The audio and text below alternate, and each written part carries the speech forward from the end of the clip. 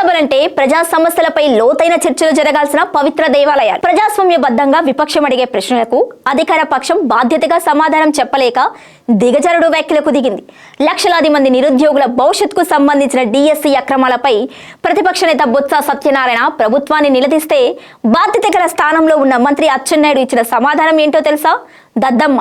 సూటిగా అడిగిన ప్రశ్నలకు బదులు చెప్పలేక ఒక సీనియర్ నాయకుడిపై మంత్రి అచ్చెన్నాయుడు తీవ్ర స్థాయిలో దిగజారిపోయి దూషించడం కాకరేపుతుంది. అసలు మండలిలో ఏం జరిగింది, అచ్చెన్న ఎందుకు సహనం కోల్పోయారు అనేది ఇప్పుడు చూద్దాం. రాష్ట్రంలో డిఎస్సి నియామకాలలో అక్రమాలు జరుగుతున్నాయని, తీవ్రమైన ఆరోపణలు వస్తున్నాయని నిరుద్యోగులు రోడ్డెక్కుతున్న పరిస్థితి. ఇదే అంశంపై మండలి విపక్ష నేత బొత్స సత్యనారాయణ ప్రభుత్వాన్ని నిలదీశారు. డిఎస్సి వ్యవహారంపై సభలో తక్షణమే చర్చ జరగాలని ఆయన పట్టుబట్టారు. ప్రభుత్వం అత్యంత పారదర్శకంగా వ్యవహరిస్తుంటే ఈ ఆరోపణలపై సభలో చర్చించి రాష్ట్ర ప్రజలకు, నిరుద్యోగులకు సమాధానం చెప్పాల్సిన బాధ్యత సర్కార్పై ఉందని బొత్స డిమాండ్ చేశారు. డిఎస్సి అక్రమాలపై బొత్స సంధించిన ప్రశ్నలకు జవాబు చెప్పలేక మంత్రి అచ్చెన్నాయుడు తీవ్ర అసహనానికి గురయ్యారు. ప్రభుత్వం తరపున జవాబుదారీతనంతో వ్యవహరించాల్సిన మంత్రి ఒక్కసారిగా నోరు పారేసుకున్నారు. ఉమ్మడి రాష్ట్రంలోని ఎన్నో కీలక మంత్రి పదవులు చేపట్టి దశాబ్దాల రాజకీయం అనుభవం ఉన్న బొత్స లాంటి సీనియర్ నాయకుడిని పట్టుకుని సభ సాక్షిగా అందరూ చూస్తుండగానే దద్దమ్మ అంటూ తీవ్ర పదజాలంతో దూషించారు. దీంతో సభలో ఒక్కసారిగా వాతావరణం వేడెక్కింది. మంత్రి అచ్చెన్నాయుడు చేసిన ఈ వ్యాఖ్యలపై ఇప్పుడు సర్వత్రా విమర్శలు వెల్లువెత్తుతున్నాయి. సర్కారుపై నిజంగానే విశ్వసనీయత ఉంటే తప్పు జరగలేదని గుండెల మీద చెయ్యి వేసుకొని చెప్పగలిగితే విపక్షం అడిగిన వెంటనే సభలో ఎందుకు చర్చించరు అని మేధావులు ప్రశ్నిస్తున్నారు. చర్చ నుంచి పారిపోవడానికి, సబ్జెక్ట్ను డైవర్ట్ చేయడానికి మంత్రి ఇలా వ్యక్తిగత దోషులకు దిగారా అన్న అనుమానాలు వ్యక్తమవుతున్నాయి. ఏది ఏమైనా ఒక సీనియర్ నేతపై, అది శాసనమండలి లాంటి పెద్దల సభలో ఇలా దిగజారుడు మాటలు మాట్లాడడం అక్షరాల సిగ్గుచేటని రాజకీయ విశ్లేషకులు పేర్కొంటున్నారు.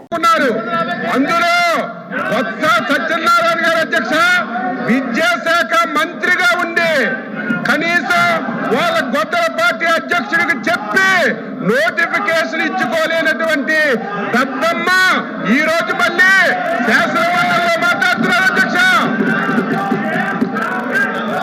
సిద్ధంగా ఉన్నాం. ఒక విషయాన్ని తమ దృష్టి తీసుకొస్తాను.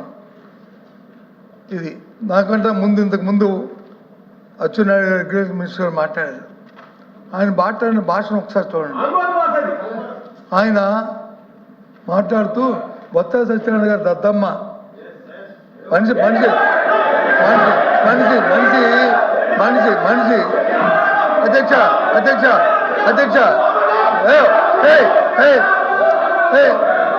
అధ్యక్ష అధ్యక్ష మనిషి మనిషి మనిషి పెరిగితే బుద్ధి రాదు. ఎద్దులాగా వచ్చి ఎద్దులాగా ఎత్తితే మనకి వచ్చి తెలుగుతాడు రావు. భాష బాగోవాలి. ఎవడు దద్దమ్మో, ఎవడు అమ్మోతులో ఉన్నాడు, ఎవడు పరిపాలన చేస్తాడు, ఏ రైతులు వచ్చి ఎరువులు లేక వస్తున్నారు, ఏ రైతులు ఇబ్బంది పడతారు రాష్ట్రంలో, ఈ దద్దమ్మ వచ్చి తెలుస్తుంది. దయచేసి ఈ భాష మంచిది కాదు. ఈ సభలో, శాసనసభలో మంచిది కాదు. ఆ భాషాన్ని విద్య చేయండి. ఏంటి ఇలాంటి భాషలు ఆడడానికి గౌరవంగా మాట్లాడి నేర్చుకోండి. డిఎస్సి మీద మాకు జరగాలి.